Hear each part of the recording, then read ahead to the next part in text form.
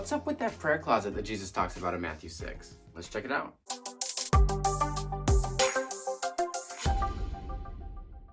What's up, everybody? My name is Joshua and we are Bold Follower, and continuing our study on prayer, we're going to talk about getting alone in a prayer closet and what that means. Now, before I start, I just want to emphasize, of course, that there's multiple different ways to pray.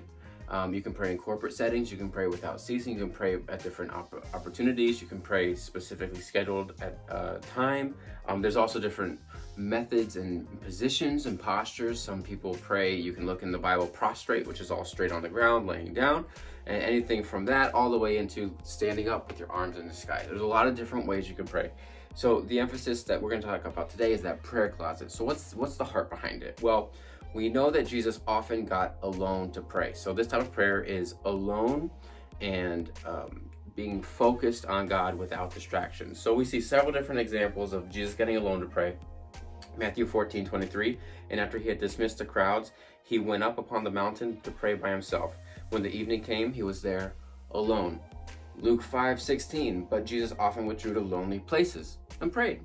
Mark 1:35, and rising very early in the morning while it was still dark, he departed and went out to a desolate place. There he prayed.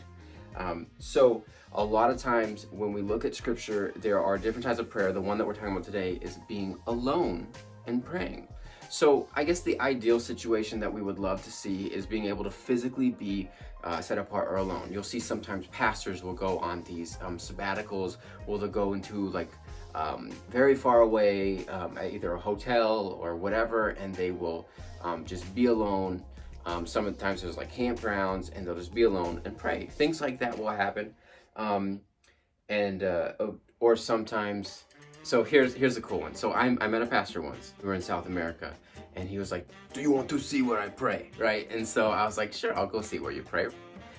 We get a truck. We drive like an hour away from the city into the thick jungles near the mountains, and the road ends. He's like, "All right, get out." And so we all get out. It's me and a couple other guys, and we start walking up this overgrown path that's just clearly hasn't been mowed or kept, and it ends up leading up to this mountain with everything from trees and spiders and snakes and rocks. I mean, literally like climbing, like trying to literally get up this thing. It was crazy nuts. You had even those bridges that had like planks missing. Like it was like one of those like crazy Amazonian Indiana Jones types trails. It was crazy. So we go all the way up this mountain, and on the top of this mountain, after going through all these, it literally felt like perils from like a crazy jungle story. We get to the top, and there was this, it was very simple, it was very basic. It was just like a metal sheet on top of some other metal sheets with some boards, and it was a shack, and it was where he went to pray. This pastor, Pastor Julio from Honduras, he used to call it La Montaña de Dios, which is the mountain of God. So he would go all the way outside of the city, all the way up the mountain into this shack that he felt was a place that he could get alone.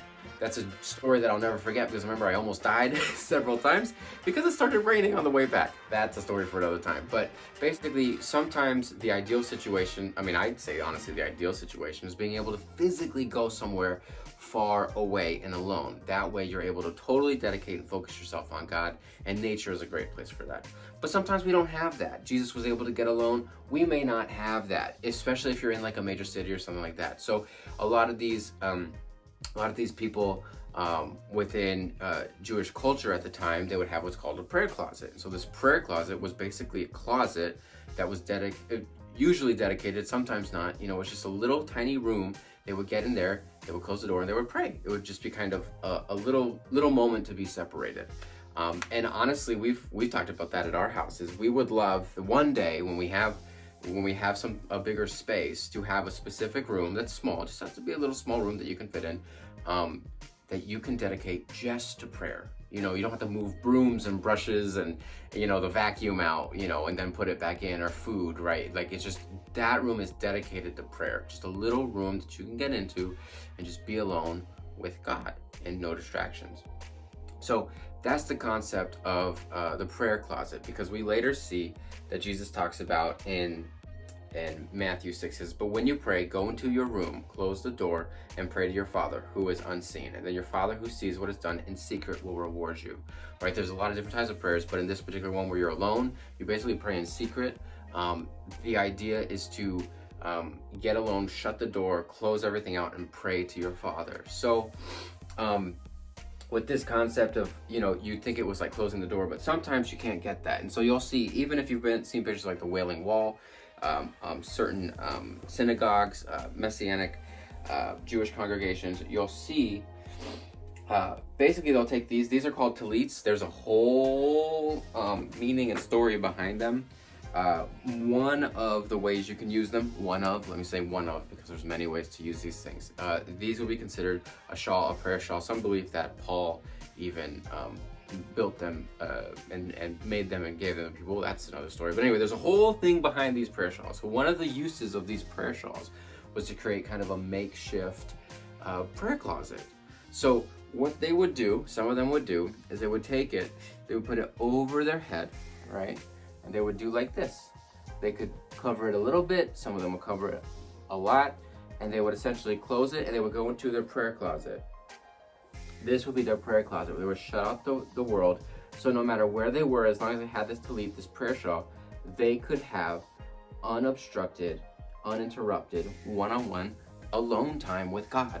And so when we see this story, it's basically an idea of you finding whatever that is, right? It might be a physical location, it might be whatever it is this is nice because it can go with you. So it doesn't matter where the people were, they were able to get into their prayer closet and pray to God. So that's a little bit of what Jesus was talking about when he mentioned getting alone and praying to God. And that is incredibly important. So what we have with our daily lives, it would be similar, though not quite the same, as when people would say things like, put your phone away, bow your head, close your eyes, fold your hands. It's kind of that concept of praying, just giving him the reverence, the respect, the undivided attention that he deserves. It's really giving him 100% of the attention. So doing things like this would help us be able to focus on him.